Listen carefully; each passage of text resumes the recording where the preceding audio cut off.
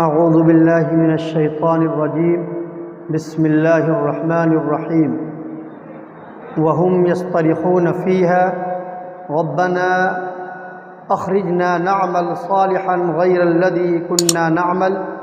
اولم نعمركم ما يتذكر فيه من تذكر وجاءكم النذير فذوقوا فما للظالمين من نصير صدق اللہ العظیم۔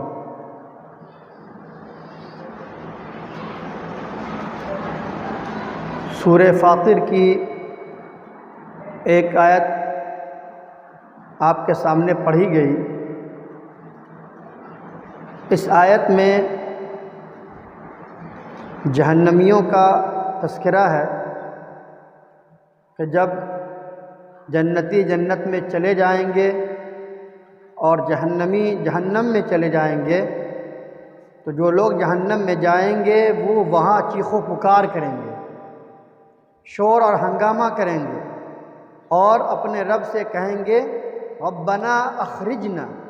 اے ہمارے رب ایک بار ہمیں پھر دنیا میں بھیج دیجیے، نعمل صالحا غیر الذی کنا نعمل، ہم وہاں جا کر اس عمل کے برخلاف کریں گے جو ہم پہلے کرتے تھے، یعنی اب جائیں گے تو نیک عمل کریں گے۔ اللہ فرمائیں گے اب ایسا نہیں ہونے والا، اب یہاں کا معاملہ ختم، ایسا نہیں ہوگا۔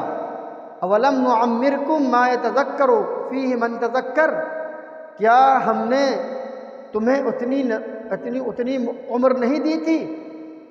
جتنی عمر میں نصیحت حاصل کرنے والا نصیحت حاصل کر لے، وجاءکم النذیر، اور تمہارے پاس ڈر سنانے والا بھی آیا تھا، اس لیے آج عذاب کا مزہ چکھو، ظالموں کے لیے کوئی مددگار آج نہیں ہوگا۔ قرآن پاک کی اس آیت میں غور کیجیے، یہ تو در حقیقت ہے کافروں کے لیے کہ جو جہنم جن کا ٹھکانہ ہوگا۔ اہل ایمان میں سے جو لوگ جہنم میں جائیں گے وہ ہمیشہ رہنے کے لیے نہیں جائیں گے، وہ اللہ کے فضل سے کچھ دنوں کے بعد وہ نکال کر جنت میں داخل کر دیے جائیں گے۔ لیکن جن لوگوں نے اللہ سے بغاوت کر کے اور اللہ کی نافرمانی کر کے اللہ کے ساتھ انکار کر کے زندگی گزاری اور ان کا انتقال کفر کی حالت میں ہوا تو پھر ایسے لوگوں کے لیے جہنم ہے دائمی، کبھی نکل نہیں سکیں گے اس سے۔ وہاں جانے کے بعد جب جہنم میں عذاب دیکھیں گے اور پریشانی دیکھیں گے طرح طرح کی، تو وہ وہاں چلائیں گے، اور وہ جب پٹائی ہوگی تو وہ کہیں گے اے اللہ ہمیں اب دنیا میں بھیج دیجیے۔ جیسے بچہ کو اگر اس وقت یاد نہیں ہوتا، استاد کبھی ڈنڈا لگائے تو کہتا ہے استاد صاحب اب یاد کر کے لائیں گے،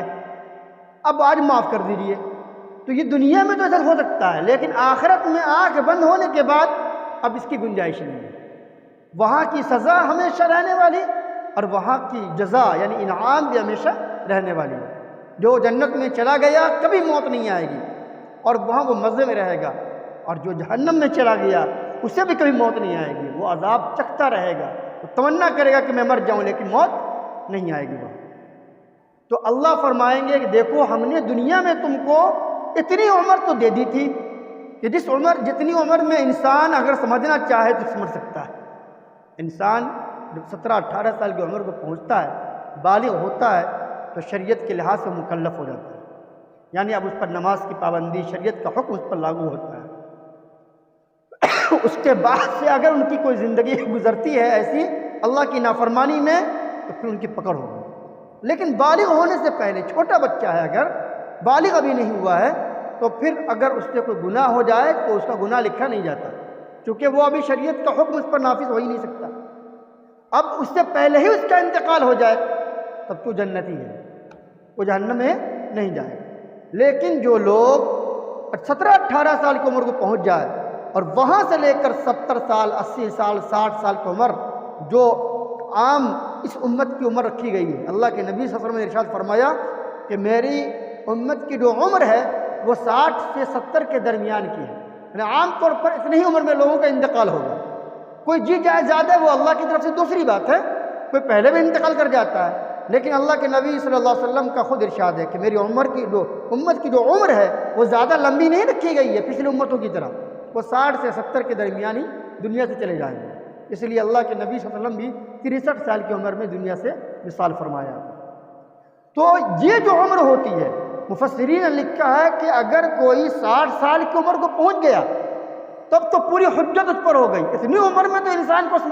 سمجھ جانا چاہیے، سدھر جانا چاہیے۔ 60 سال ہو گئے، اس کے بعد بھی نہیں سدھر رہا ہے، پھر بھی نماز کی پابندی نہیں ہے، پھر بھی آخرت کا خیال نہیں ہے، اس کا مطلب ہے کہ اس نے یہ تہیہ کر لیا کہ ہم کو جہنم نہیں جانا ہے۔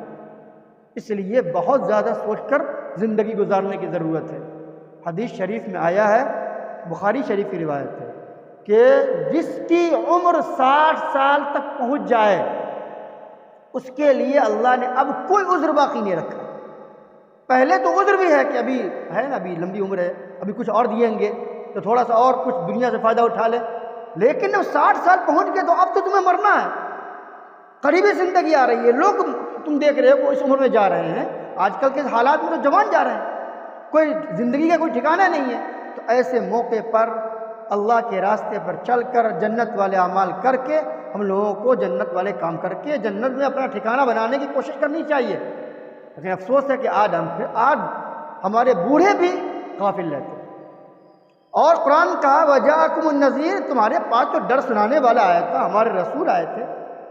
رسول کے نائبین آئے تھے، علماء آئے تھے، انہوں نے تم کو نصیحتیں کی تھی کہ آخرت کے لیے کچھ کر لو، لیکن تم نے مان کر نہیں دیا،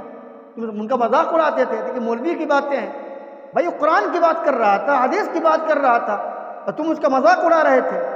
تو اس کا نتیجہ یہ ہوا کہ جو انہوں نے نصیحتیں کی ان کی بات تم نے نہیں مانی، اس کا نتیجہ یہ ہے کہ جہنم میں جانا۔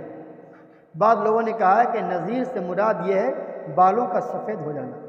جب انسان کا بال سفید ہو جائے، ایک تو بیماری کیسے ہوتا ہے تو بچوں کا بھی ہو جاتا ہے، وہ نہیں، بڑھاپے کی عمر میں جب بال سفید ہونا ہو جائے تو گویا اب یہ علامت ہے کہ اب آخرت کی تیاری کرو، یہ ڈرانے والا ہے،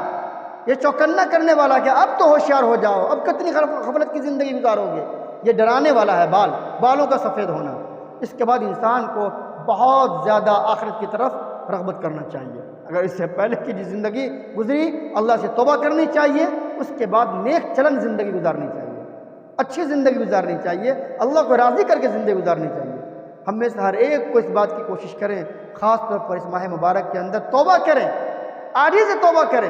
یہ نہیں کل کریں گے، کوئی ٹھکانہ نہیں زندگی کا، صبح ہو یا نہ ہو، اس لیے آج ہی سے توبہ کریں، ابھی سے توبہ کریں کہ اے اللہ ہم نے اب تک کی جو زندگی غفلت میں گزاری، اے اللہ اسے معاف فرما دے۔ اور صرف زبان سے توبہ نہیں کریں، دل سے توبہ کریں، آنکھوں سے آنسو گرے اللہ کے سامنے اور شرمندگی کا احساس ہو۔ اس کے بعد آئندہ پاک صاف زندگی گزارنے کی کوشش کریں اور دعا کریں کہ اے اللہ اپنے حقوق کو ادا کرنے والا بھی بنا دیجیے، بندوں کے حقوق کو بھی ادا کرنے والا بنا دیجیے۔ انسان دونوں کے حقوق کو ادا کرے گا، اللہ کے حقوق کو بھی اور بندوں کے حقوق کو بھی، تو ہی جا کر وہاں آخرت میں کامیابی ملے گی، اور یہی جو کام کرے گا، یہی جو نیکیاں کرے گا، وہی ان کو وہاں کامیابی سے ہمکنار کریں گے۔ اللہ تبارک و تعالی ہم لوگوں کو عمل کی توفیق عطا فرمائے، نصیحت حاصل کرنے کی توفیق عطا فرمائے، سیدھے راستے پر چلائے اور غلط راستوں سے بچائے۔ وآخر دعوانا ان الحمد للہ رب العالمین۔